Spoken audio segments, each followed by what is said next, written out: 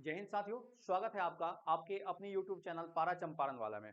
आपको पता ही है कि शिक्षक भर्ती का जो एग्जाम है वो आपको 15 और 16 मार्च को तय किया जा चुका है।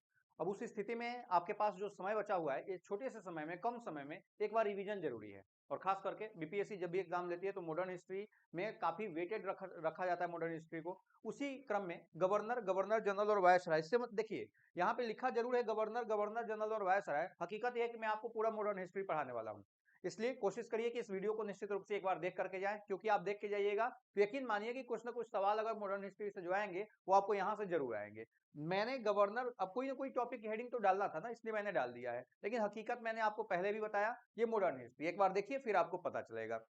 वैसे आप देखिए यहाँ पे लिखा हुआ है गवर्नर, गवर्नर जनरल और वायसराय। हमें एक बात बताइए कि मान लेते हैं कि गवर्नर, गवर्नर जनरल और वायसराय जो रहता है, गवर्नर, गवर्नर जनरल और वायसराय जो रहता है, इसमें होता क्या है? तो इसमें होता यह है कि सबसे पहले तो नाम ही समझ ले कि आखिर में गवर्नर काहे कहते हैं, गवर्नर जनरल काहे कहते हैं, फिर वायसराय काहे कहते हैं। तो सबसे पहला आपका गवर्नर। एक्चुअली होता यह है ना कि ये सब एक ही व्यक्ति भी बन सकता है, एक ही व्यक्ति ये तीनों पदों पर जा सकते हैं बस। जनरल और वायसराय, ठीक है। कोई भी व्यक्ति जिसका अधिकार क्षेत्र कम था तो उसको गवर्नर कहा गया। जैसे जब गवर्नर केवल बंगाल के क्षेत्रों को देखता था, कंपनी के अधीन रह के, ध्यान रखिएगा ये दोनों लोग जो है ये कंपनी के अधीन काम करेंगे, कंपनी। लेकिन जैसे ही आपको ब्रिटिश साम्राज्य के अधीन काम करने लगा, ब्रिटिश साम्राज्य के अधीन, साम्राज्य के अधीन काम करने लगा, तो उस दौरान उसको क्या कहा जाने लगा? उसको वायसराय कहा जाने लगा। ठीक है। तो कोई भी व्यक्ति, एक ही व्यक्ति, आप देखेंगे कई एक जगह पे एक ही व्यक्ति जो है गवर्नर भी रहा है, गवर्नर जनरल भी रहा है, वायसराय भी रहा है। तो उस स्थिति में हुआ कैसे है? तो ये व्यक्ति जो था गवर्नर, जब तक इसको केवल बंगाल का अधिकार क्षेत्र था तो यह गवर्नर रहा। लेकिन जैसे ही इसके अधिकार क्षेत्र बढ़े, इसके अलावा इसके अधिकार बढ़े, पावर इसका बढ़ा, तो उस स्थिति में इसको गवर्नर जनरल कहा जाने लगा। और जब भारत में कंपनी शासन सत्ता को समाप्त कर दिया गया, भारत की शासन सत्ता ब्रिटिश सरकार ने अपने हाथों में ले ली, तब इसको जो है हम लोग किस नाम से जानने लगे? वायसराय के नाम से जानने लगे। ठीक है। प्रेजेंट टाइम में जो हम लोग देखने वाले हैं वह क्या देखने वाले हैं? प्रेजेंट टाइम में हम लोग पहले देख लेते हैं गवर्नर जनरल, वायसराय और गवर्नर को। कैसे? तो एक ट्रिक है आपका। ट्रिक क्या है? रॉबर्ट है विलियम की मौसी, रॉबर्ट है विलियम की मौसी, विलियम की मौसी। ठीक है। अब देखिए रॉबर्ट से क्या हो जाएगा? रॉबर्ट, रॉबर्ट का मतलब है Robert Clive, Robert Clive. Robert Clive की सबसे खास बात क्या थी? कि यह बंगाल का पहला गवर्नर था। ध्यान रखिएगा, रॉबर्ट क्लाइव बंगाल का पहला गवर्नर। आपसे पूछा जाए कि बंगाल का पहला गवर्नर कौन था, तो रॉबर्ट क्लाइव हो जाएगा। उसके बाद है आपका है से हेस्टिंग्स, वारेन हेस्टिंग्स इसको कहते हैं। हेस्टिंग्स यानी वारेन हेस्टिंग्स। वारेन हेस्टिंग्स जो था यह बंगाल का प्रथम गवर्नर जनरल था। ध्यान रखिएगा, वारेन हेस्टिंग्स बंगाल का पहला गवर्नर जनरल था। उसके बाद आपको जैसे विलियम, विलियम, विलियम से हो जाएगा विलियम बेंटिक, विलियम बेंटिक। यह जो था यह भारत का पहला गवर्नर जनरल बना। ध्यान रखेंगे, हेस्टिंग्स बंगाल का पहला गवर्नर जनरल और विलियम बेंटिक भारत का पहला गवर्नर जनरल। अब यहाँ पे एक सवाल हो सकता है कि बंगाल का अंतिम गवर्नर कौन था? तो ध्यान रखिएगा, विलियम बेंटिक जो था यही बंगाल का अंतिम गवर्नर और भारत का प्रथम गवर्नर दोनों रहा है। बंगाल का अंतिम गवर्नर विलियम बेंटिक और बंगाल का पहला गवर्नर जनरल वह भी विलियम, सॉरी, भारत का पहला गवर्नर जनरल वो भी विलियम बेंटिक। उसके बाद है की से कैनिंग, इसको कहते हैं हम लोग लॉर्ड कैनिंग। ठीक है, लॉर्ड कैनिंग। लॉर्ड कैनिंग जो था यह भारत का अंतिम गवर्नर जनरल था। लॉर्ड कैनिंग कौन था? भारत का अंतिम गवर्नर जनरल और भारत का प्रथम वायसराय। ध्यान रखेंगे, लॉर्ड कैनिंग, कैनिंग ही दोनों था। क्या क्या? तो भारत का अंतिम गवर्नर जनरल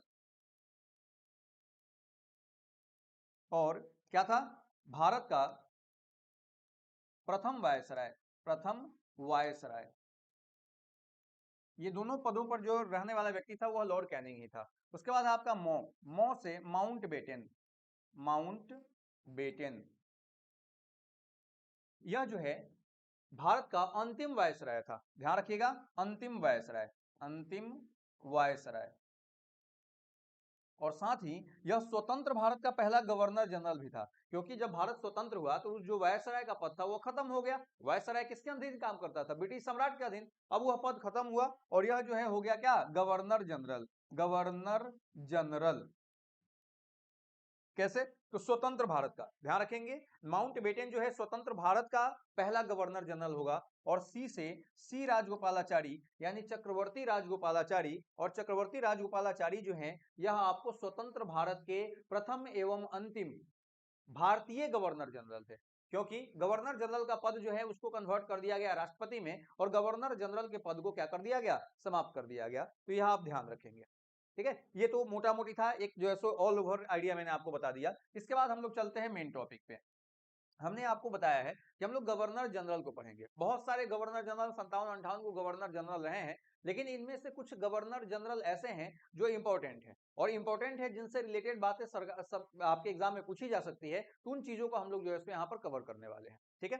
तो सबसे बात अगर हम करें तो एक व्यक्ति था जिसका नाम था आपका रॉबर्ट क्लाइव। रॉबर्ट क्लाइव, यह क्यों जाना जाता है? सबसे पहले तो ये गवर्नर जनरल रहा कब? तो ये जो है आपको कब से कब तक रहा था? तो ये 1757 से लेकर के और 60 तक, उसके बाद 1765 से लेकर के और 67 तक, दो टाइम पर यह जो है सो भारत का क्या रहा था? भारत का नहीं, ध्यान रखिएगा, यह बंगाल का गवर्नर रहा था, बंगाल का गवर्नर। और इसने जो मेन काम किया था वह था द्वैध शासन को लगाना, द्वैध शासन, ठीक है, द्वैध शासन को लगाना। द्वैध शासन का मतलब क्या है?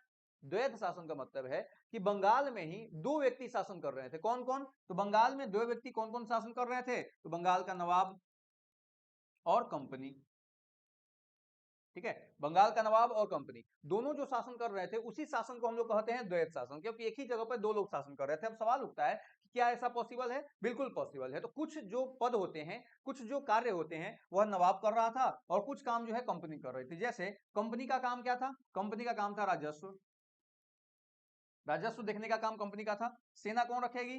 सेना कंपनी रखेगी। विदेशी मामला कौन देखेगा? विदेश नीति वह कंपनी देखेगी। और शासन कौन चलाएगा? वह नवाब चलाएगा। हो गया ना द्वैध शासन, इसी को कहते हैं द्वैध शासन।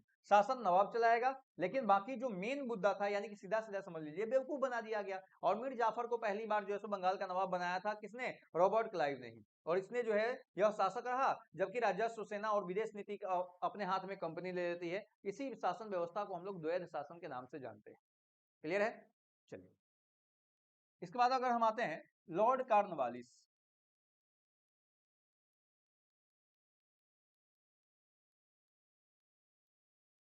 1784 से लेकर के और 1793 तक, ठीक है। लॉर्ड कॉर्नवालिस जो है इसने भारत में पुलिस नीति लाई थी, पुलिस व्यवस्था, पुलिस व्यवस्था को लाया था। इसके अलावा इसने भारत में भारत के लोगों को आईसीएस एग्जाम देने के लिए क्या किया था? प्रेरित किया था। आईसीएस एग्जाम देने में छूट दिलवाई थी, जिसके कारण लॉर्ड कॉर्नवालिस को भारतीय यूपीएससी का जनक यानी भारतीय सिविल सेवा का जनक कहा जाता है। इसके साथ ही अगर हम बात करें तो लॉर्ड कॉर्नवालिस जो था, वह लॉर्ड कॉर्नवालिस ने अस्थाई बंदोबस्त, अस्थाई बंदोबस्त,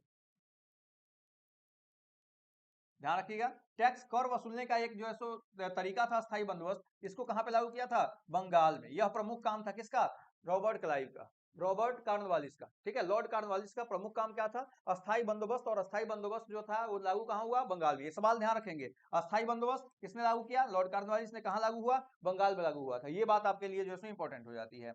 इसके बाद अगर हम बात करें तो इसके बाद लॉर्ड मेयो, लॉर्ड मेयो, इसके समय की बस एक घटना याद रखना है कि इसी के समय में 1872 ईस्वी में पहली बार क्या हुआ था? जनगणना, जनगणना, जनगणना जो है लॉर्ड मेयो के समय में पहली बार 1872 में हुआ था। याद रखना है, ये जो जनगणना था यह पूरे भारत में जनगणना नहीं हुआ था, यह छोटे से क्षेत्र में लोगों की संख्या को काउंट की गई और उसी से यह अनुमान लगाया गया कि पूरे भारत की जनसंख्या जो है इतनी होगी, ठीक है। ये बात आपको ध्यान रखना है। किसके समय में? लॉर्ड मेयो के समय में। कब? 1872 में क्या हुआ था? जनगणना, ध्यान रखेंगे। इसके बाद आपका जो है सो जो वास्तविक जनगणना की बात होती है वो आएगा लॉर्ड रिपन, ठीक है। लॉर्ड रिपन ये 1880 से 1884 के दौर में लॉर्ड रिपन जो है यह भारत का क्या रहा था, ये लॉर्ड रिपन भारत का आपको जो है रहा था, क्या क्या रहा था, ये रहा था भारत का गवर्नर जनरल। ठीक है, तो लॉर्ड रिपन के समय में 1881 में संपूर्ण भारत की जनगणना हुई और यह जनगणना जो थी वो कैसी जनगणना थी, दशकीय। दशकीय ध्यान रखिएगा, अगर आपसे पूछा जाए कि भारत में पहली दशकीय जनगणना कब शुरू हुई थी तो 1881 में हुई थी। किसके समय में, लॉर्ड रिपन के समय में। अब आइए, जब जनगणना की बात हुई है तो अब तक जितना जनगणना हुआ है ना उन सभी को हम लोग देख लेते हैं। कैसे, तो जनगणना जो है, पहली जनगणना 1872 में हुआ, दूसरी जनगणना 1881 में हुआ, लेकिन 1881 वाली जनगणना जो थी भारत की पहली कैसी जनगणना थी, संपूर्ण जनगणना थी और दशकीय जनगणना थी। अगर अभी तक की हम बात करें तो अभी तक भारत में टोटल जनगणना जो है वो कितना हुए हैं, तो टोटल जनगणना 15 हुआ है, जिसमें से एक जनगणना जो था वो दशकीय जनगणना नहीं था, जबकि कितने बच गए, 14 जनगणना दशकीय जनगणना था। यानी अब तक भारत में 14 को दशकीय जनगणना हो चुका है। अगर इसी 15 को हम बांटे तो आजादी के पहले हम अगर जनगणना की बात करें तो आजादी के पहले 8 जनगणना हुआ है और आजादी के बाद जो है वो 7 जनगणना हुआ है। लेकिन इस 8 जनगणना में भी 7 दशकीय जनगणना और एक जो है 1882 वाला जनगणना। ठीक है, यानी आजादी के पहले भी 7 जनगणना और आजादी के बाद भी 7 जनगणना हुआ है। अगर हम जनगणना की बात करें तो जनगणना जो है में सबसे पहली बार जो निगेटिव रिपोर्ट आया था, यानी कि जनसंख्या बढ़ने की बजाय घट गया था, वह 1921 का जनगणना था। ध्यान रखिएगा, 1921 की जनगणना में जो जनसंख्या था वह बढ़ने की बजाय क्या हो गया था, घट गया था, यानी कि जनसंख्या जो है वह निगेटिव चला गया था। और इसी को भारतीय अर्थव्यवस्था में एक कदम आगे कहा जाता है। ठीक है, किसी भी देश की जनसंख्या अगर कम रही है तो इसका मतलब है कि वह देश के लिए अच्छी खबर है, क्योंकि जनसंख्या को नियंत्रित करना काफी जरूरी चीज होता है। ठीक है, इसके बाद अगर हम बात करें कि लास्ट जनगणना, तो 2011 में आपको भारत में क्या हुआ है, अंतिम जनगणना हुआ है। ठीक है, 2021 में आपको जनगणना होनी थी, लेकिन 2021 में कोरोना आ गया, जिसके कारण 2021 वाली जनगणना जो है कैंसिल हो गई, नहीं हो पाई। क्लियर है। इसके बाद बात करें तो लॉर्ड डफरिन डफरिन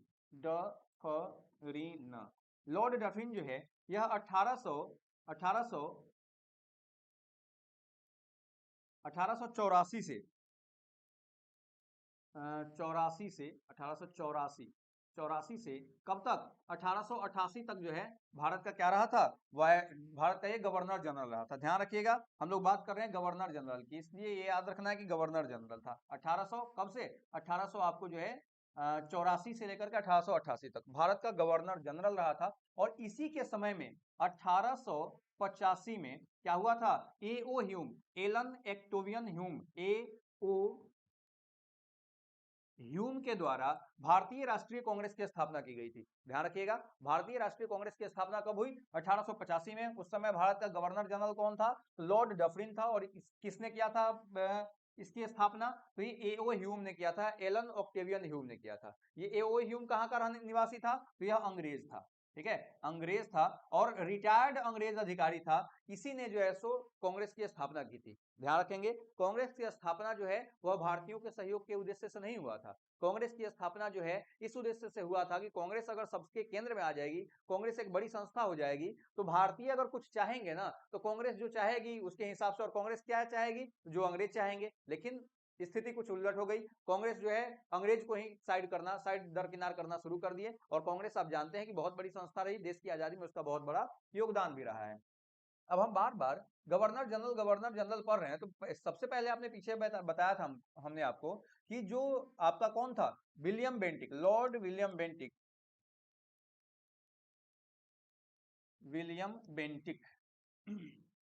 इसका शासनकाल जो है आपको कब से कब तक था, 1828 से लेकर के और 1835 तक जो है, 1835 तक यह भारत का जो है के पद पर, भारत के प्रमुख के पद पर रहा था। जिसमें हम बात करें तो 1828 से लेकर के 1833 तक जो है यह क्या रहा था, 1833 तक यह रहा था भारत का क्या, भारत का गवर्नर रहा, सॉरी बंगाल का गवर्नर जनरल रहा, गवर्नर जनरल कहाँ का, बंगाल का। और 1833 में अधिनियम जो आया, उस अधिनियम के द्वारा यह 1833 से लेकर के और 1835 तक क्या हो गया, तो 1835 तक ये हो गया भारत का गवर्नर जनरल। ध्यान रखेंगे, भारत का गवर्नर जनरल आपको जो है 33 से 35 के दौरान रहा और बंगाल का गवर्नर जनरल 28 से 33 रहा। इसी कारण मैंने पीछे आपको बताया था कि लॉर्ड विलियम बेंटिक जो था यह क्या था, यह भारत का बंगाल का अंतिम गवर्नर जनरल और भारत का प्रथम गवर्नर जनरल था।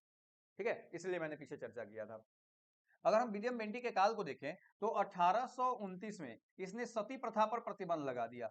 सती प्रथा, एक्चुअली किसी का अगर पति मर जाता था तो पत्नियों को भी चिता पर उसके साथ क्या किया जाता था, जिंदा जला दिया जाता था, जिसको हम लोग सती प्रथा के नाम से जानते हैं। और इस सती प्रथा को रोक लगाने में सबसे बड़ा योगदान जो रहा वो राजा राम मोहन राय का रहा। राजा राम मोहन राय का योगदान जो है सबसे बड़ा योगदान रहा, क्योंकि इन्हीं के सहयोग से जो है सो विलियम बेंटिक ने सती प्रथा पर प्रतिबंध लगाया था। ध्यान रखेंगे, राजा राम मोहन राय की चर्चा आई है तो इसको थोड़ा सा हम लोग देख लेते हैं। राजा राम मोहन राय जो है ये आधुनिक भारत के प्रणेता माने जाते हैं, यानी भारत को आधुनिक, ये चाहते थे कि भारत की संस्कृति तो रहे लेकिन हम संस्कृति जो है पाश्चात्य संस्कृति को भी अपनाएं, पाश्चात्य संस्कृति में जो अच्छी चीजें हैं उन सब चीजों को हम लोग क्या करें, अपनाएं। और 1828 में इन्होंने एक समाज की, एक संस्था की स्थापना की जिसको हम लोग क्या कहते हैं, ब्रह्म समाज के नाम से जानते हैं। इसके अलावा आत्मीय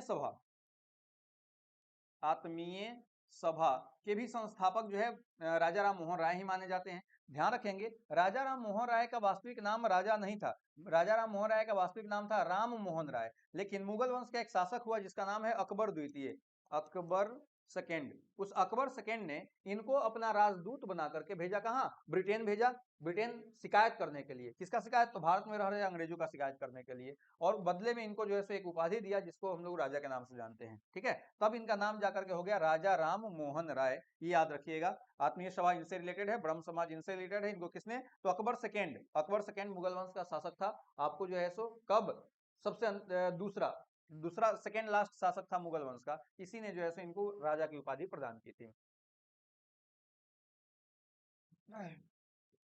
आगे अगर हम बात करें तो लॉर्ड डलहौजी का नाम आपने सुना होगा, लॉर्ड डलहौजी,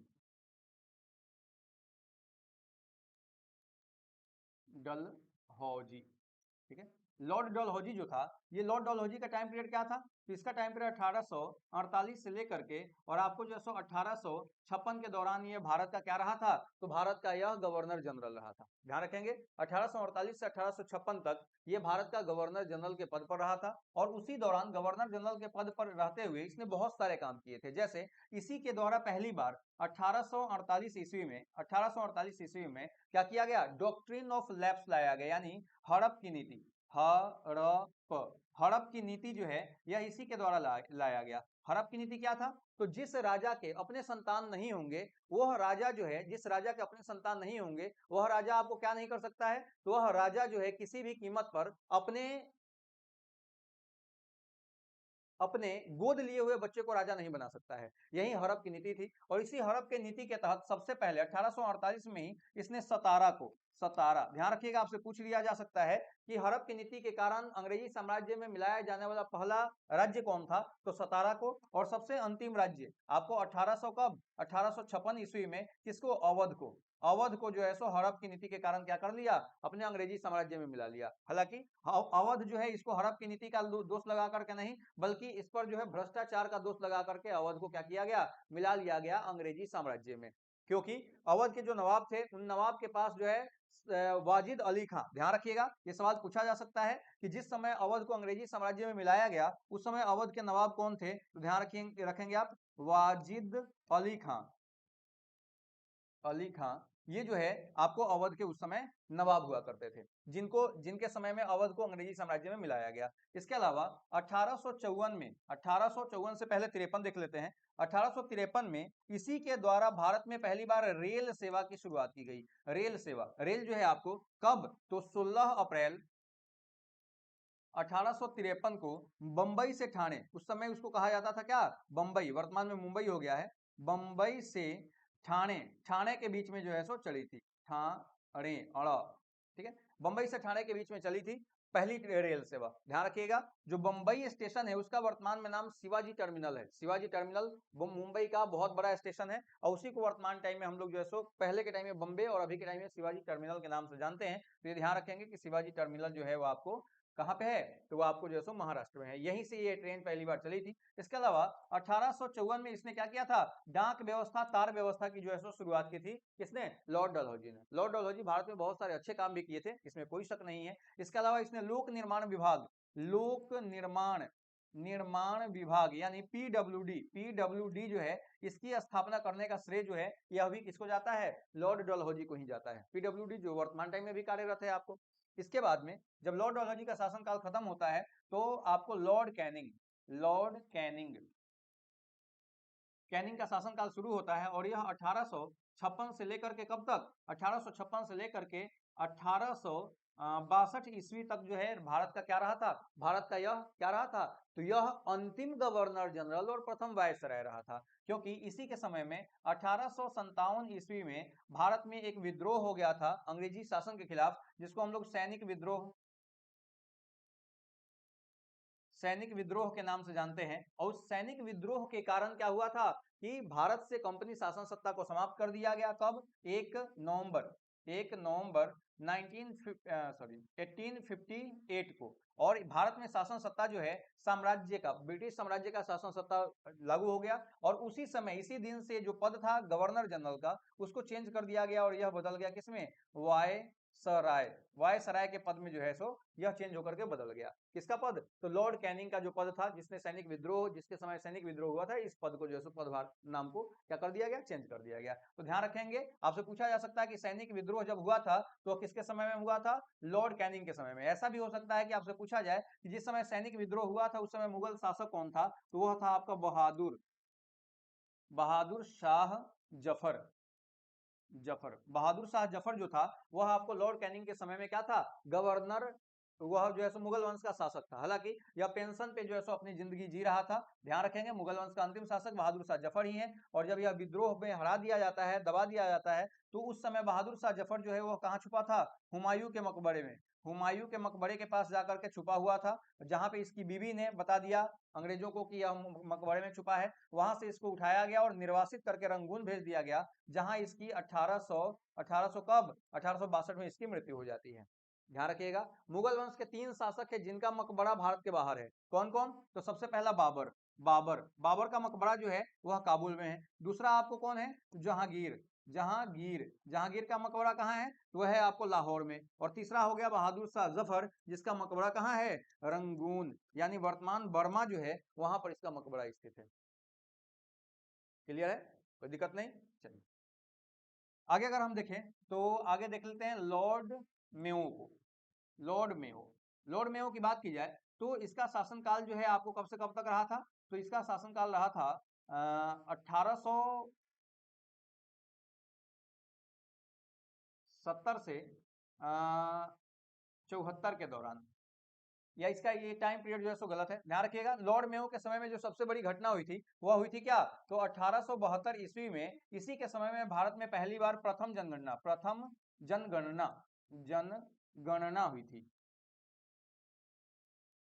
और इसी जनगणना में आपको भारत के अनुमानित जो है सो जनसंख्या का पता लगाया गया था। ध्यान रखिएगा, यह जनगणना संपूर्ण ना तो संपूर्ण जनगणना थी, ना ही 10वीं जनगणना थी। लेकिन अगर आपसे पूछा जाए कि भारत में पहली जनगणना हुई किसके समय में? लॉर्ड मेयो के समय में। कब हुई? तो 1872 ईस्वी में हुई थी। इसके बाद अगर हम बात करें तो लॉर्ड रिपन जो है यह 1880 से लेकर के और 1884 ईस्वी तक क्या रहा था? ये अभी तो वायसराय हो गया ना सब लोग, तो ये वायसराय रहा था भारत का। और लॉर्ड रिपन के समय में ही पहली बार 1881 ईस्वी में प्रथम दशकीय जनगणना हुई थी। प्रथम दशकीय जनगणना जो है लॉर्ड रिपन के समय में हुई थी। कब हुई थी? तो 1881 ईस्वी में हुई थी। ध्यान रखेंगे, जनगणना थोड़ा हम लोग यहीं पे देख लेते हैं। अभी तक अगर भारत में टोटल जनगणना की बात की जाए तो टोटल 15 जनगणना हुआ है, जिसमें से आजादी से पहले 8 गो जनगणना और आजादी के बाद जो है यह 7 गो जनगणना हुआ है। अगर हम आजादी से पहले की बात करें तो पहले 7 गो दशकीय जनगणना और 1 गो जो है सो जनरल जनगणना हुआ है, जबकि आजादी के बाद 7 गो दशकीय जनगणना हुआ है। ध्यान रखेंगे, यह जनरल जनगणना जो लॉर्ड मेयो के समय में हुआ था, उसके बाद 7 गो दशकीय ये जनगणना जो आपको लॉर्ड रिपन के समय में हुआ था, ये आपको याद रखना है। क्लियर है? अगर हम बात करें लास्ट जनगणना की, तो अंतिम जनगणना 2011 में हुई थी और 2021 में जनगणना होनी थी, परंतु कोरोना के कारण यह जनगणना हो नहीं पाया है और अभी तक यह जनगणना नहीं हो पाया है। तो ध्यान रखेंगे कि अंतिम जनगणना जो है 2011 में ही हुआ था और आप जब एग्जाम देने जा रहे हैं तो 2011 की जनगणना का कुछ रिपोर्ट वगैरह देख लीजिएगा। लिंगानुपात आपको देख लेना चाहिए, ठीक है। भारत की टोटल जनसंख्या देख लेनी चाहिए आपको, जो है सो बिहार की जनसंख्या देख लेनी चाहिए, ये आपको देख लेनी चाहिए। वैसे देखते हैं ये खत्म होगा तो फिर अगर टॉपिक पॉसिबल होगा तो और भी जो है सो वीडियो हम बनाएंगे। इसके बाद अगर हम बात करें तो सीधे आ जाते हैं हम जो है सो लास्ट समय में, लॉर्ड कर्जन।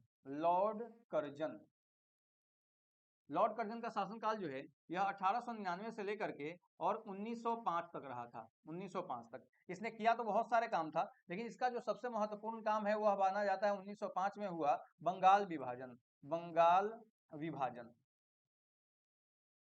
ठीक है। बंगाल विभाजन कब हुआ था? तो ध्यान रखेंगे 16 अक्टूबर 1905 को बंगाल विभाजन हुआ था, यानी बंगाल को दो भागों में बांट दिया गया था। हालांकि लॉर्ड रिपन ने कहा था कि बंगाल जो है उसका क्षेत्रफल बहुत बड़ा है, हमको शासन चलाने में दिक्कत हो रही है। अब थोड़ा सा समझिए, बंगाल मान लेते कि ये बंगाल है, क्योंकि उस समय का जिस बंगाल की हम बात कर रहे हैं उस बंगाल में उस समय असम का कुछ क्षेत्र था, बांग्लादेश का क्षेत्र था, पश्चिम बंगाल था, झारखंड था, बिहार था और उड़ीसा था। तो सिंपल सी बात है, बड़ा तो था भैया, इसमें कोई शक नहीं है, लेकिन बड़ा था तो ये बंटवारा चाहे तो ऐसे भी कर सकता था, लेकिन इसने क्या किया, ये जो है उत्तर दक्षिण की तरफ बंटवारा कर दिया, यानी कि एक वो बना दिया आपको पूर्वी बंगाल, पूर्वी बंगाल, और दूसरे को बना दिया आपको क्या, पश्चिमी बंगाल।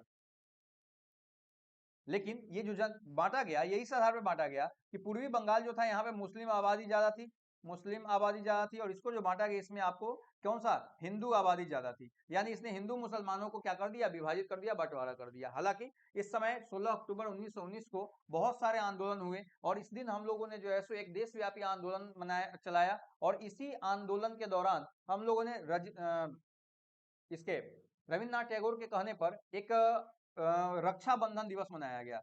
रक्षा बंधन दिवस मनाया गया, ठीक है। शोक दिवस के रूप में इसको जो है सो घोषित किया गया। लोगों ने गंगा स्नान किया, ठीक है, लोगों ने गंगा स्नान जाकर के किया ताकि पाप धुल जाए, और लोग एक दूसरे को राखी बांध करके जो है अंग्रेजों को यह बताने का कोशिश किए कि तुम्हारे बांटने से कुछ नहीं होता, हम सब एक हैं। लेकिन देखिए, भले ही हम लोग जो है सो सारे काम कर रहे थे, पर मेंटली जो है हम लोग क्या हो रहे थे, मेंटली हम लोग जो है डिवाइड हो रहे थे। क्यों? क्योंकि जो इस क्षेत्र का जो पूर्वी बंगाल था, यहाँ पर 1906 ईस्वी में एक संगठन स्थापित हो जाता है जिसको हम लोग मुस्लिम लीग कहते हैं, मुस्लिम लीग कहते हैं, और यही वो मुस्लिम लीग है जिसके द्वारा भारत का विभाजन हो गया। भारत आज भारत और पाकिस्तान में टूटा हुआ है। अगर बंगाल विभाजन नहीं हुआ होता तो शायद मुस्लिम लीग का भी विभाजन नहीं हुआ होता। खैर, लॉर्ड कर्जन के बाद जो आपको भारत का वायसराय बनता है वह है आपको लॉर्ड मिंटो।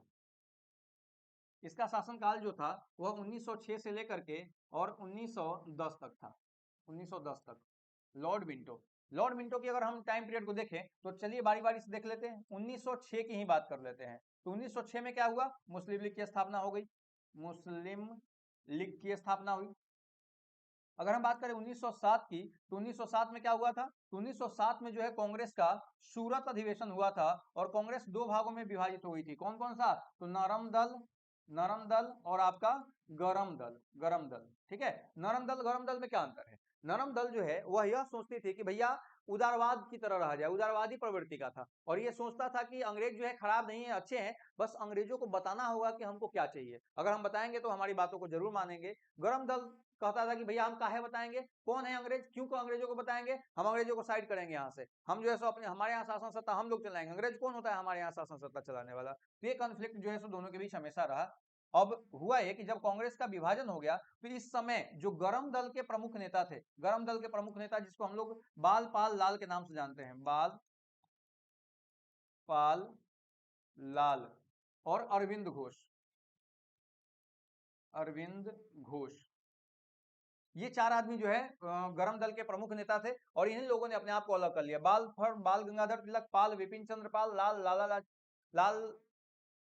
लाला लाजपत राय और आपका जो है अरविंद घोष, इन चारों ने क्या कर लिया, इन चारों ने जो है सो अपना एक नया संगठन, नया दल बना लिया।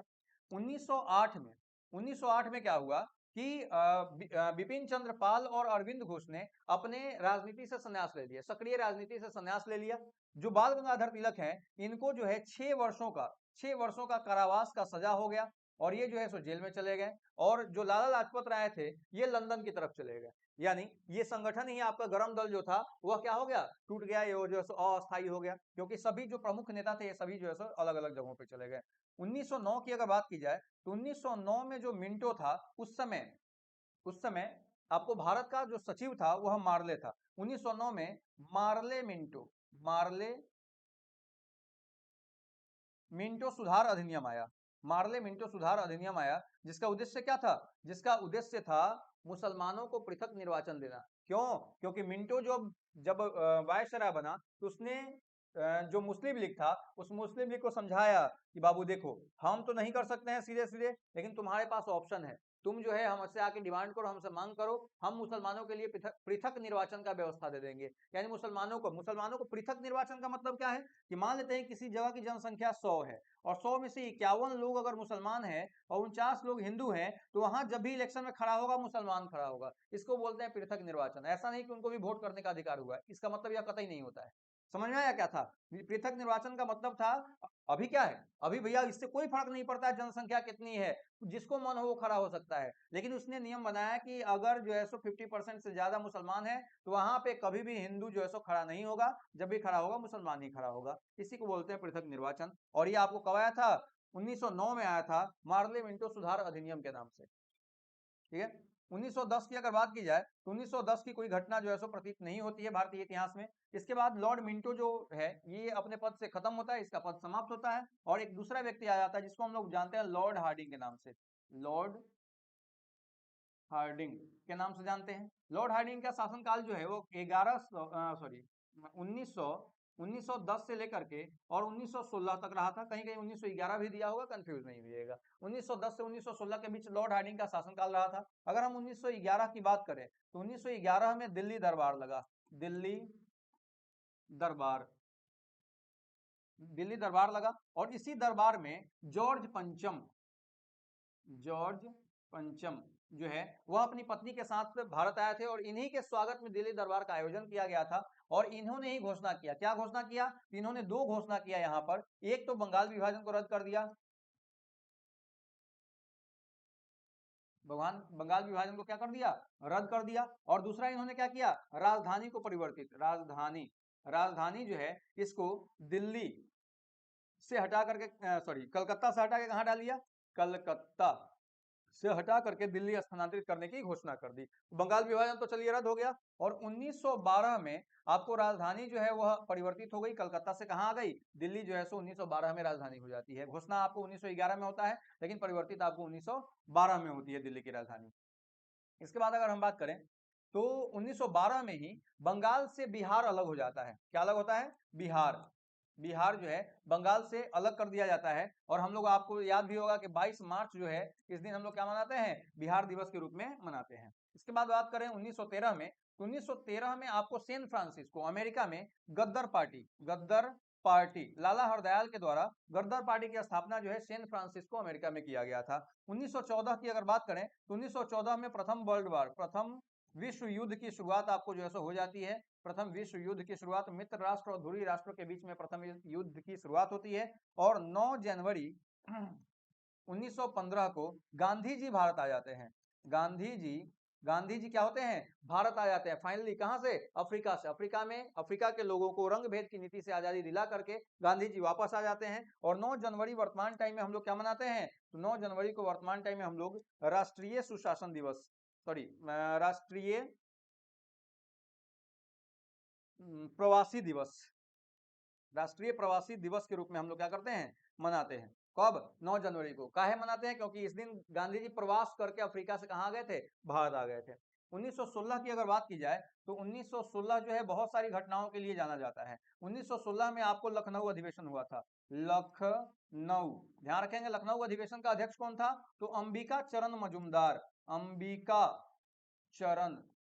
मजूमदार जो थे, मजूमदार वो आपको लखनऊ अधिवेशन के अध्यक्ष थे। लखनऊ अधिवेशन पहला अधिवेशन था जब गांधी जी जो है आपको कांग्रेस के अधिवेशन में क्या किए थे, पार्टिसिपेट किए थे, भाग लिए थे। यह पहला अधिवेशन था जिस अधिवेशन में किसी किसान को इनवाइट किया गया था आकर के इसमें मंच साझा करने के लिए, और वह किसान कोई और नहीं राजकुमार शुक्ला थे, आपके पश्चिमी चंपारण मुरली भरावा के रहने वाले। ठीक है, उनको जो है सो बुलाया गया था किसान के रूप में और उन्होंने पहली बार मंच साझा किया था। इसके अलावा 1916 की बात करें तो 1916 में ही दो होम रूल लीग आंदोलन, क्यों, क्योंकि 1914 में आपको याद होगा, पीछे मैंने चर्चा किया था कि आपका बाल गंगाधर तिलक को जेल हो गया था 1908 में, कितने वर्षों का, 6 वर्षों का, तो 8 6 14, 14 में वो जेल से रिहा करके वापस आ गए और 1916 में उन्होंने क्या किया, पुणे में होम रूल लीग आंदोलन की शुरुआत की। इसी समय एनी बेसेंट जो है उन्होंने मद्रास में भी होम रूल लीग आंदोलन की शुरुआत की थी, यानी दो होम रूल लीग आंदोलन आपको शुरू किया गया था 1916 में। 1916 ही वह टाइम था जब BHU बनारस हिंदू यूनिवर्सिटी की स्थापना की गई थी। ध्यान रखिएगा 1916 में ही आपको पटना हाई कोर्ट जो है वह आपको 1916 में ही क्या हुआ था, स्थापित किया गया था, ये भी आप याद रख सकते हैं। क्लियर है। 1916 में मुस्लिम लीग और कांग्रेस दोनों मिलकर के क्या हुई थी, एक हुई थी, यानी दोनों ने आपसी सहमति से आंदोलन करने का निर्णय लिया था। 1916 में ही गरम दल और नरम दल भी मिलकर के क्या हो गया था, एक हो गया था। ठीक है, यानी बहुत सारी घटनाएं हैं जो आपको किसके समय में हुआ था, लॉर्ड हार्डिंग के समय में हुआ था। लॉर्ड हार्डिंग की बात की जाए तो लॉर्ड हार्डिंग के बाद आपको चेम्सफोर्ड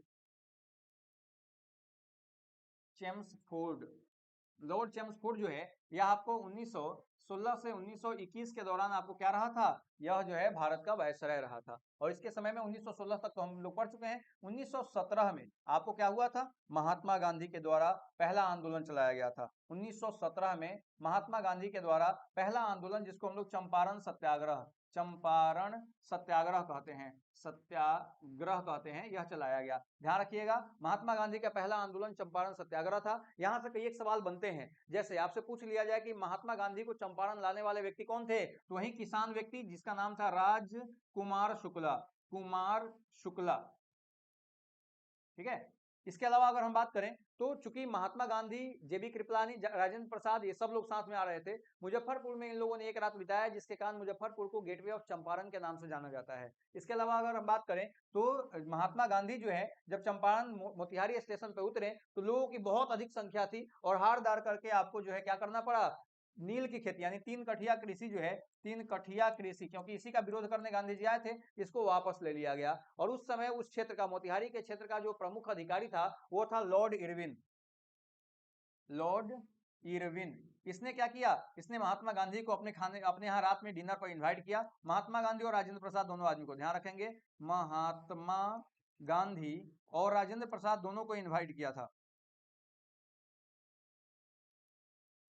और इसके यहाँ एक भंसिया थे, खाना बनाने वाला जो व्यक्ति था उसका नाम था बतख मिया। और बतख मिया को इसने कहा कि भैया गांधी जी आ रहे हैं चाय पीने खाना खाने के लिए, गांधी जी को तुम जहर दे देना, अगर गांधी जी की मृत्यु हो जाती है तो तुमको हम बहुत सारा पद प्रतिष्ठा सब कुछ जो है सो देंगे। नतीजा ये हुआ कि बतख मियाँ जो है, अब समस्या ये था कि बतख मियाँ देख रहे थे कि बताइए गांधी जी हमारे चंपारण को 3 कठिया कृषि से मुक्ति दिलाने आए थे, हम कैसे जहर दे दे। लेकिन पुराने टाइम के लोग जो है ना बड़े नैतिक हुआ करते थे। इन्होंने, अब चूंकि इरविन का नमक खाते थे तो उसकी बात काटे कैसे, तो बतख मियाँ ने क्या किया कि दूध में जहर मिलाया और गांधी जी को दिया, बोला कि भैया ये देख लीजिएगा इसमें जहर मिला हुआ है, आपको खाना है तो खाइए, पीना है तो पीजिए, नहीं पीना है तो छोड़ दीजिए। और गांधी जी छोड़ के चले आए थे। ये सवाल आपको BPSC में बैक टू बैक 68वीं 69वीं दोनों में पूछा गया था। तो ध्यान रखिएगा कि चंपारण सत्याग्रह के दौरान गांधी जी की जान किसने बचाई थी, तो किसने बचाई थी, बतख मियाँ ने बचाई थी। ठीक है, इस समय यहाँ का प्रमुख कौन था, लॉर्ड इरविन आपको जो है सो प्रमुख था। ये बात है 17 की। 1918 जो है, इस समय अहमदाबाद मिल मजदूरों के लिए गांधी जी पहली बार भूख हड़ताल पर बैठे थे 1918 में। 1919 जो है यह बहुत भयंकर टाइम पीरियड रहा था, क्योंकि चेम्सफोर्ड ने रॉलेट एक्ट पास किया था, रॉलेट एक्ट को पास किया था, जिसको हम लोग मांटेग्यू चेम्सफोर्ड फोर्ड अधिनियम के नाम से जानते हैं। इस एक्ट का नियम क्या था, तो इस एक्ट में कहा गया था कि किसी भी व्यक्ति पर जिस पर शक हो जाए कि वह देश विरोधी काम कर रहा है तो उसको गिरफ्तार करके जेल में डाला जा सकता है।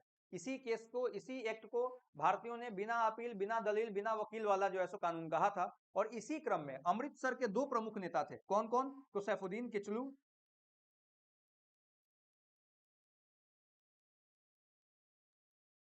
सैफुद्दीन किचलू और डॉक्टर सत्यपाल,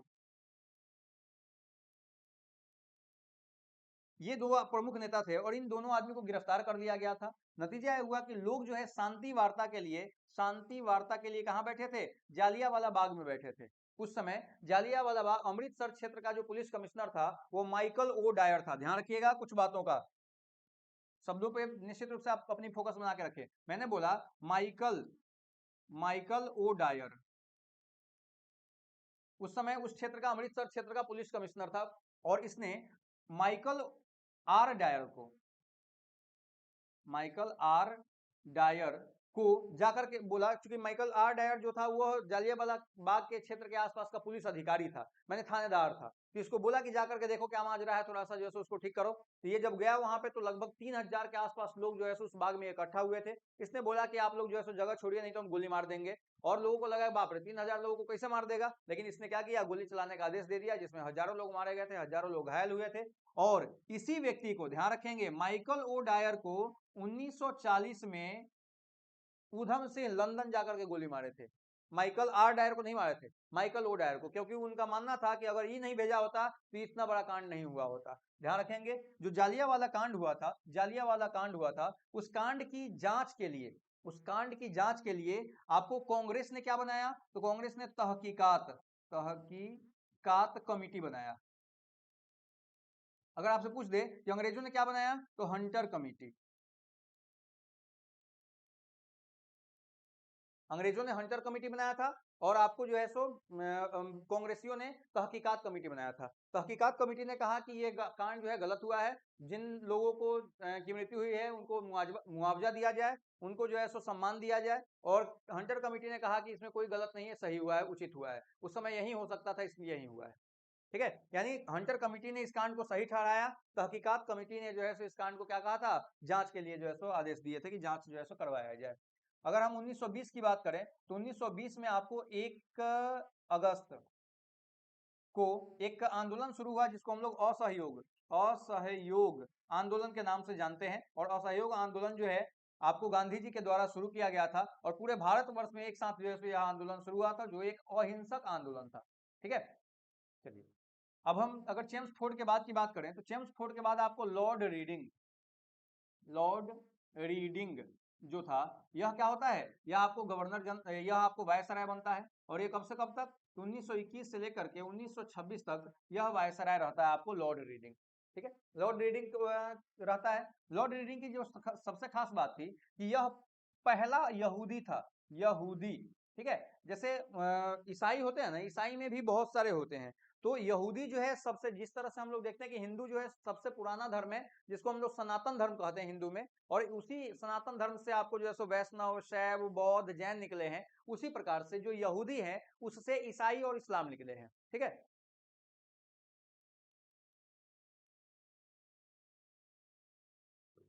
तो ये आपको जो यहूदी है उनकी वैल्यू आपको ब्रिटेन में, अमेरिका में बहुत कम है या नहीं के बराबर है। तो लॉर्ड रीडिंग जो था पहला यहूदी था जो आपको वायसराय बना, और एकमात्र यहूदी, इसके बाद कोई यहूदी वायसराय बना नहीं। 1922 में क्या हुआ कि 1922 में इसी के दौरान आपको चौरी चौरा कांड हो गया, चौरी चौरा कांड हो गया। और इस चौरी चौरा कांड में क्या हुआ था कि चौरी चौरा कांड में गोरखपुर के पास जगह एक चौरी चौरा जगह है, वहां पे जब असहयोगी आगे बढ़ रहे थे, रोड पे आंदोलन करते जा रहे थे, तो कुछ पुलिस वालों ने उनको रोका और रोकने का नतीजा हुआ कि दोनों में आपसी झगड़ा हो गया। बाद में पुलिस वाले जो है सो हार मान करके भाग के अपने थाने में बंद हुए और बाहर से बंद करके आंदोलनकारियों ने उस थाने में आग लगा दिया, जिसके कारण उसमें 22 लोगों की आपको जो है सो मृत्यु हो गई थी, जिसमें 21 सिपाही और एक आपका थानेदार था। 22 लोगों की मृत्यु हो गई। नतीजा यह हुआ कि ये कांड हुआ कब, ये कांड हुआ आपको 5 फरवरी 1922 को, और गांधी जी ने जो है आपको 12 फरवरी 1922 को क्या कर दिया, 1922 को असहयोग आंदोलन को वापस ले लिया था। क्यों, चौरी चौरा कांड से दुखी होकर के। 1922 के बाद 1923 में आपको दो व्यक्ति, चित्तरंजन दास और मोतीलाल नेहरू, CR दास और मोतीलाल नेहरू ने स्वराज पार्टी का गठन किया, स्वराज पार्टी का गठन जो है सो किया गया। इसके बाद अगर हम बात करें 1924 में, तो कुछ घटना दिखाई देती नहीं है। 1925 में आपको काकोरी ट्रेन डकैती हुई थी, काकोरी ट्रेन डकैती हुई थी। और काकोरी ट्रेन डकैती जो हुई थी 1925 में, इसके जो प्रमुख जो अभियुक्त थे 29 लोगों को अभियुक्त बनाया गया था, जिसमें 4 लोगों को, किसको किसको, राजेंद्र लाहिरी, रोशन लाल, अशफाक उल्लाह खां,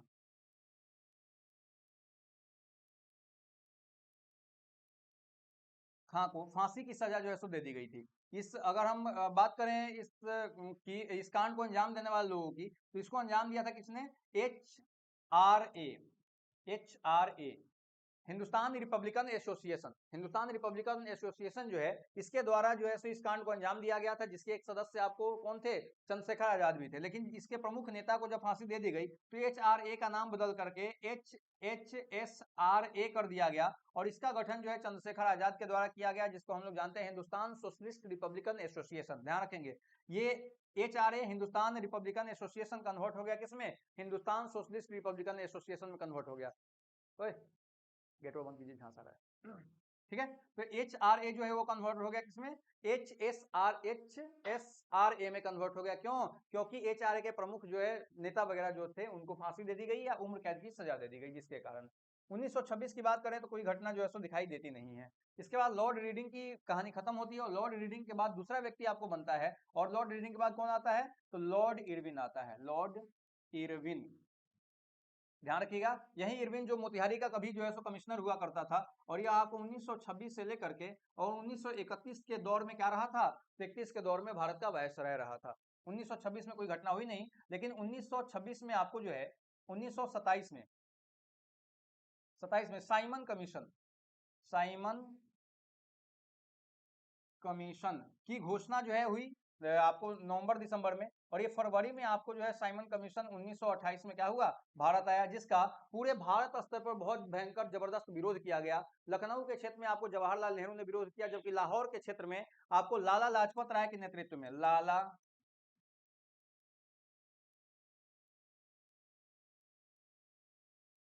लाजपत राय के विरोध में, लाला लाजपत राय के नेतृत्व में इसका विरोध किया जा रहा था, जब सैंडर्स सैंडर्स के द्वारा क्या किया गया, गोली चला दिया गया, और सॉरी लाठियां चलवा दिया गया, जिसमें लाला लाजपत राय के सिर पर लाठी लगी और 3 दिन के बाद इनकी मृत्यु हो गई।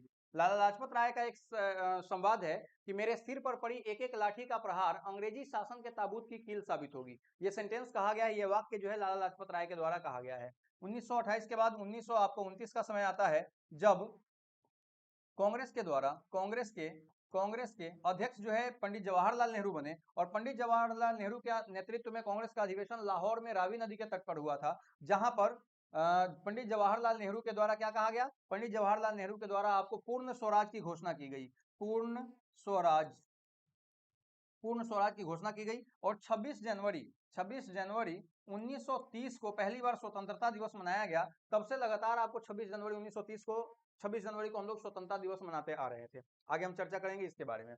1929 के बाद 1930 आया, और 1930 में जो है गांधी जी के द्वारा 1930 में गांधी जी के द्वारा एक आंदोलन की शुरुआत की गई। गांधी जी के द्वारा एक आंदोलन की शुरुआत हुई। वो कौन सा आंदोलन था, वह आंदोलन था आपको सविनय अवज्ञा आंदोलन। लेकिन उसके पहले कुछ कांड हुए। क्या क्या कांड हुआ, तो आपको जो है 12 मार्च 1930 को गांधी जी द्वारा दांडी यात्रा की शुरुआत की गई साबरमती आश्रम से। और ये जो है गांधी जी आपको कब पहुंचते हैं, गांधी जी 5 या 6 अप्रैल 1930 को साबरमती दांडी पहुंचते हैं। और दांडी पहुंचने के बाद जो है इन्होंने नमक कानून को तोड़ा, नमक बनाया, नमक कानून को तोड़ा, और 6 अप्रैल को ही सविनय अवज्ञा आंदोलन की शुरुआत कर दी गई। ध्यान रखिएगा, इस दौरान उन्होंने 385 किलोमीटर की दूरी तय की थी। ठीक है, 385 किलोमीटर की दूरी तय की थी, कितने दोस्तों के साथ, तो 78 लोगों के साथ इन्होंने 385 किलोमीटर की दूरी जो है वह तय किया था, और दांडी साबरमती से चल करके दांडी पहुंचे थे, नमक कानून तोड़ा था, और 6 तारीख को सविनय अवज्ञा आंदोलन की शुरुआत हो गई। अब ये आंदोलन जो है बड़ा होने लगा, नतीजा ये हुआ कि अंग्रेजों को चिंता होने लगी। अंग्रेजी उस समय प्रधानमंत्री जो था रैमजे मैकडोनाल्ड था, उसने लॉर्ड इरविन को बोला कि भाई देखो यार क्या हो रहा है, पूछो उन लोग को क्या चाहिए। उसके बाद उसने जो है कहा कि चलिए अगर आपको कोई दिक्कत है तो चल के ब्रिटेन में बात करते हैं, सब लोग तैयार होइए और वहीं पे चल के बात करेंगे। और वहां पे कैसे बात करेंगे, तो एक राउंड टेबल कॉन्फ्रेंस होगा, यानी गोलमेज सम्मेलन, गोलमेज सम्मेलन सम्मेलन होगा, उसी में बात किया जाएगा। 1930 में पहला गोलमेज सम्मेलन हुआ और गोलमेज सम्मेलन में कांग्रेस ने हिस्सा ही नहीं लिया। नतीजा हुआ कि टेंशन इन लोगों की बढ़ने लगी, क्योंकि भारत के सभी लोग कुछ मान जाए कोई दिक्कत नहीं है, कांग्रेस जब तक नहीं तैयार होगी तब तक पूरा भारत तैयार नहीं होगा, तो कांग्रेस का मानना जरूरी था। नतीजा यह हुआ कि 1931 में एक जो है सो दिल्ली समझौता यह गांधी जी और इरविल के बीच हुआ था, जिसके कारण इसको गांधी इरविल समझौता भी कहते हैं। गांधी इरविन समझौता भी कहा जाता है, क्योंकि गांधी इरविन समझौता गांधी और इरविल के बीच हुआ था। इस समझौते में कुछ बात अंग्रेजों ने माना, कुछ बात कांग्रेस ने माना, और फिर उसके बाद गांधी जी दूसरे गोलमेज सम्मेलन में हिस्सा लेने के लिए तैयार हुए। 1931 में दूसरा गोलमेज सम्मेलन हुआ और जब गांधी जी वहां पे पहुंचे तो पहले ही से भीमराव अम्बेडकर पहुंचे हुए थे। और भीमराव अम्बेडकर जो है वो क्यों पहुंचे थे, तो उनको दलितों के लिए अलग से निर्वाचन की व्यवस्था चाहिए थी, क्योंकि 1919 के दौर में 1909 में आपने देखा था मुस्लिमों के लिए, और 1919 में ईसाइयों के लिए, यूरोपियों के लिए, सिखों के लिए और लेडी जो है सो पृथक निर्वाचन का प्रावधान किया जा चुका था। तो अब भीमराव अम्बेडकर चाहते थे कि दलितों के लिए भी पृथक निर्वाचन का व्यवस्था हो। नतीजा यह हुआ कि इस सम्मेलन में गांधी वर्सेस अम्बेडकर हो गया, यानी गांधी जी और भीमराव अम्बेडकर दोनों आपस में फरिया लिए और यह सम्मेलन फ्लॉप रहा और गांधी जी नाराज होकर के वहां से भारत वापस आ गए। और भारत आने के बाद गांधी जी ने फिर से आंदोलन शुरू कर दिया, कौन सा, तो सविनय अवज्ञा आंदोलन शुरू कर दिया, जिसके बाद गांधी जी को गिरफ्तार कर यरवदा पूना में पड़ता है, ये पूना मुंबई महाराष्ट्र में, पूना की यरवदा जेल में इनको क्या कर दिया गया, कैद कर दिया गया। और रैम 1932 में आपका तृतीय गोलमेज सम्मेलन हुआ और इस सम्मेलन के बाद रैमजे मैकडोनाल्ड ने दलितों के लिए भी पृथक निर्वाचन की व्यवस्था कर दी।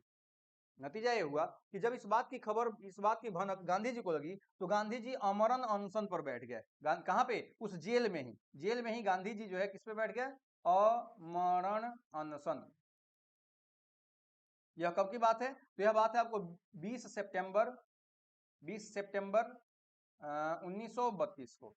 और फिर अब चूंकि गांधी जी की उम्र उस समय तक बहुत हो चुकी थी ना, वो काफी बुजुर्ग हो चुके थे, इतना बार भूख हड़ताल पर बैठे थे कि उनके शरीर में अब केवल हड्डी बचा था। नतीजा ये हुआ कि जितने बड़े नेता थे जैसे सी राजगोपालाचारी हो गए, राजेंद्र प्रसाद हो गए, इन लोगों को टेंशन होने लगा, चिंता होने लगा कि तो मरिए जाएंगे। नतीजा ये हुआ कि उन लोगों ने भीमराव अम्बेडकर से बात किया और भीमराव अम्बेडकर तैयार हुए और आपको 24 सितंबर 1930 को गांधी जी और भीमराव अम्बेडकर के बीच पुणा में ही एक समझौता हुआ, जिसको हम लोग पुणा पैक्ट के नाम से जानते हैं। ठीक है, पुणा पैक्ट या पुणा समझौता के नाम से हम लोग जानते हैं। और ये समझौता किसके किसके बीच हुआ था, ध्यान रखेंगे, महात्मा गांधी और भीमराव अम्बेडकर के बीच हुआ था। ठीक है, इसके बाद अगर हम लॉर्ड इरविन के बाद की बात करें तो लॉर्ड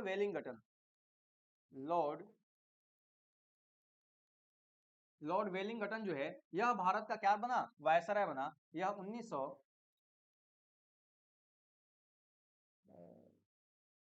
1931 से लेकर के 1936 तक जो है भारत का वायसराय रहा था लॉर्ड वेलिंगटन। इसके समय की अगर हम घटना देखें तो 1932 में आपको तो एक वही हो गया, 1932 वाला कांड हो गया। ठीक है, दूसरा और तीसरा गोलमेज सम्मेलन लॉर्ड वेलिंगटन के समय में हुआ था, जबकि पहला गोलमेज सम्मेलन लॉर्ड इरविल के समय में हुआ था, याद रखेंगे आप। 1932 वाला हो गया। 1933 की बात की जाए तो 1933 में कोई घटना हुई नहीं है, लेकिन 1933 से 1935 के दौरान कैम्ब्रिज विश्वविद्यालय में एक बच्चा पढ़ता था जिसका नाम क्या था, जिसका नाम था आपको चौधरी रहमत अली। चौधरी रहमत अली, इसी ने पहली बार जो है भारत से पृथक यानी भारत से अलग एक राष्ट्र की मांग की और उस राष्ट्र का इसने नाम दिया था पाकिस्तान।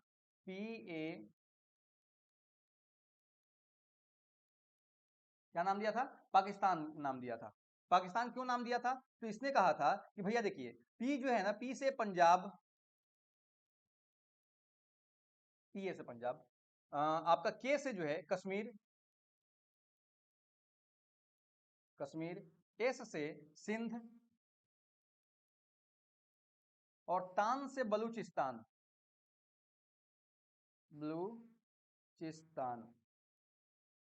इन क्षेत्रों को मिला करके एक नया राष्ट्र बनाया जाए जिसका नाम रखा गया पाकिस्तान। इन्हीं के नामों का जो है सो इस्तेमाल करके पाकिस्तान शब्द गढ़ने वाला पहला व्यक्ति जो था वो चौधरी रहमत अली था, ये आपको ध्यान रखना है। 1935 की बात की जाए, 1936 की, तो इसमें कोई घटना हम लोग को देखने को मिलती नहीं है। इसके बाद बात करें तो लॉर्ड लिनलिथगो, लॉर्ड लिनलिथगो जो था, यह आपको क्या बना, यह जो है वायसराय बना। कहाँ का, भारत का। और ये कब से कब तक रहा, तो 1936 से लेकर के और 1944 तक जो है यह भारत का वायसराय रहा। 1937 में एक प्रांतीय चुनाव हुआ, 1937 में प्रांतीय चुनाव हुआ और उस समय 11 गो प्रांत में से 11 गो प्रांत में से 8 प्रांतों में कांग्रेस ने जीत हासिल किया, कांग्रेस। ठीक है, यानी 8 प्रांतों में कांग्रेस ने अपनी सरकार बना ली और सरकार, इसको जो है सो प्रांतीय सरकार कहा गया। लेकिन 1939 में जब सेकेंड वर्ल्ड वॉर की शुरुआत हुई, तो सेकेंड वर्ल्ड वॉर के शुरू होने के कारण क्या हुआ, सेकेंड वर्ल्ड वॉर के शुरू होने के कारण आपको गांधी जी जो है लिनलिथगो ने घोषणा किया कि भारतीय जो है इस सेकेंड वर्ल्ड वॉर में अंग्रेजों का साथ देने जा रहे हैं, अंग्रेजों के साथ युद्ध लड़ेंगे। नतीजा ये हुआ कि ये जो प्रांतीय सरकार थी, इस प्रांतीय सरकार ने अपने पद से त्यागपत्र दे दिया कि काहे लड़ेंगे भाई, झगड़ा तू करते रहो, हम तुम्हारे साथ जाकर लड़ेंगे, भारत का पूरा संसाधन का तुम दोहन कर लेगा, भारत की जनता मारी जाएगी, और जो है सो युद्ध तुम लड़ते रहो, तुम युद्ध लड़ोगे, हम तुम्हारे साथ रहेंगे, हम नहीं रहेंगे। हम जो है सो अपने पद से त्यागपत्र देते हैं। उन्होंने अपने पद से क्या कर दिया, त्यागपत्र दे दिया। लिनलिथगो का दिमाग खराब, इसको समझ में नहीं आया कि करे तो करे क्या। लेकिन कांग्रेस ने कहा कि एक शर्त पे हम तुम्हारे साथ चलेंगे। कौन सा शर्त, तो तुमको हमको भारत को आजाद करना होगा, अगर तुम भारत को आजाद कर देगा तो हम तुम्हारे साथ चलेंगे, अगर नहीं आजाद करेगा तो किसी भी कीमत पर हम तुम्हारे साथ चलने वाले नहीं है। नतीजा यह हुआ कि लिनलिथगो ने 1940 में एक दरबार का आयोजन किया। ठीक है, एक प्रस्ताव आयोजित किया जिसको हम लोग जो है सो अगस्त प्रस्ताव, अगस्त प्रस्ताव, प्रस्ताव के नाम से जानते हैं। और इसने बोला कि भैया अगर हम जीत जाते हैं, युद्ध खत्म हो जाती है, तो हम आपको डोमिनियन स्टेटस, डोमिनियन स्टेटस जो है, स्टेटस जो है वह क्या कर देंगे, प्रदान कर देंगे, माने स्वराज आपको प्रदान कर देंगे। लेकिन याद कीजिए, स्वराज तो अब हमको चाहिए नहीं, हमको चाहिए पूर्ण स्वराज।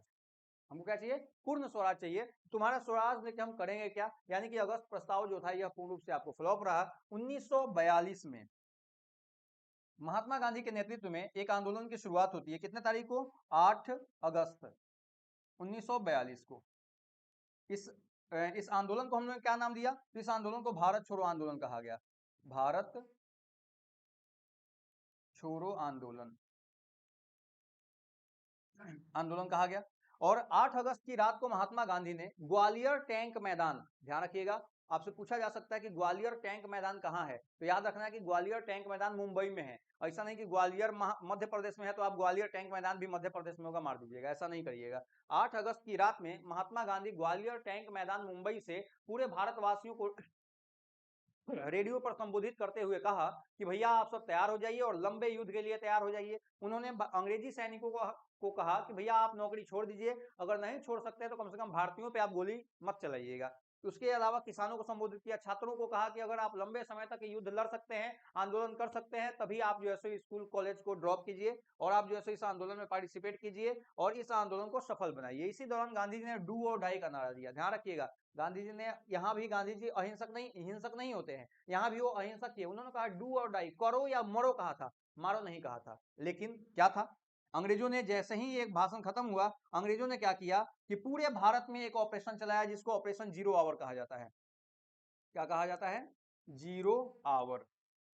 इस जीरो आवर के तहत भारत के जितने भी प्रमुख नेता थे सभी को गिरफ्तार करके जेल में डाल दिया गया। महात्मा गांधी और सरोजिनी नायडू को आगा खा पैलेस, आगा हाँ पैलेस में नजरबंद कर दिया गया। जो राजेंद्र प्रसाद थे उनको क्या किया गया, उनको आपको पटना, पटना में एक बेउर जेल है, बेउर जेल, उस बेउर जेल में बंद कर दिया गया। जो जयप्रकाश नारायण थे उनको हजारीबाग जेल में,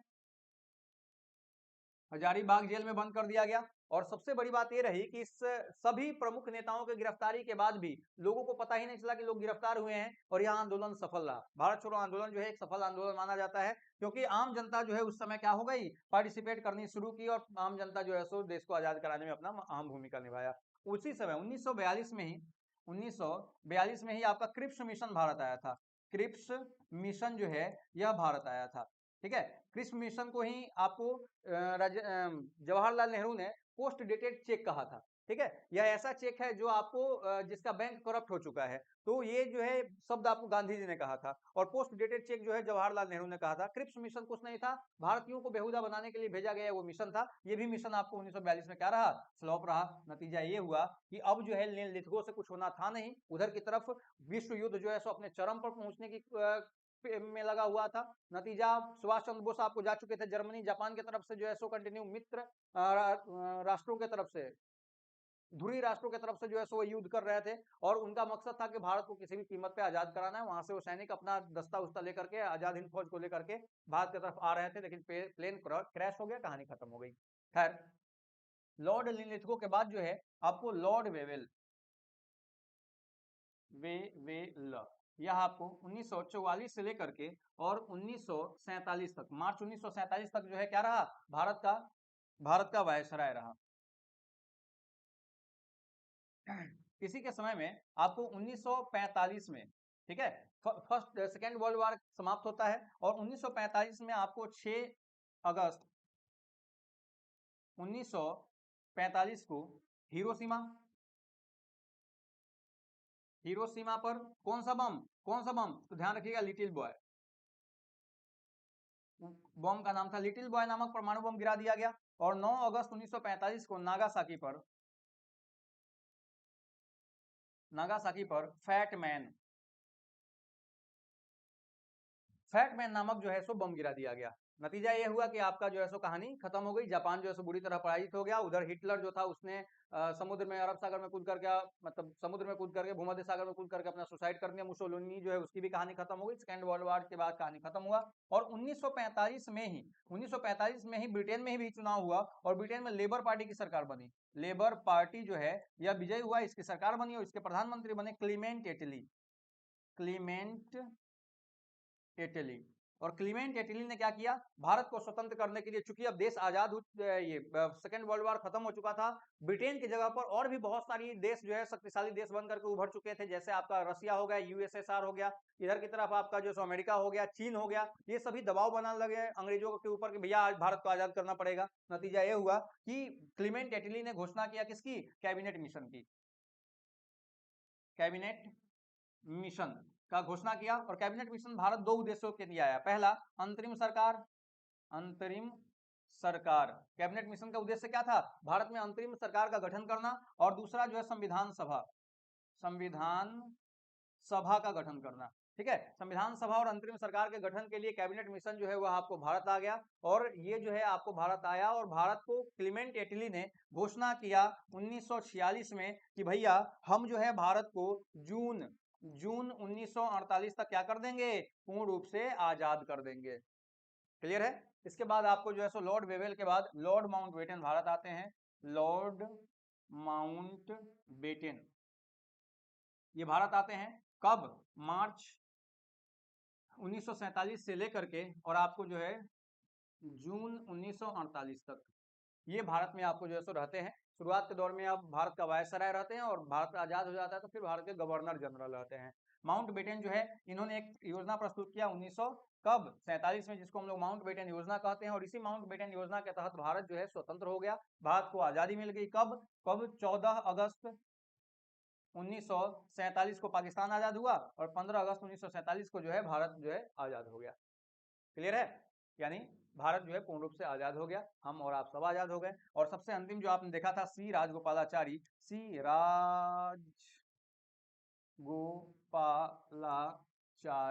वो आपको कब से, तो जून 1948 से लेकर के और आपको जो है सो कब तक तो आपको 24 जनवरी 1950 तक भारत के क्या रहे थे, भारत के गवर्नर जनरल रहे थे। क्लियर है।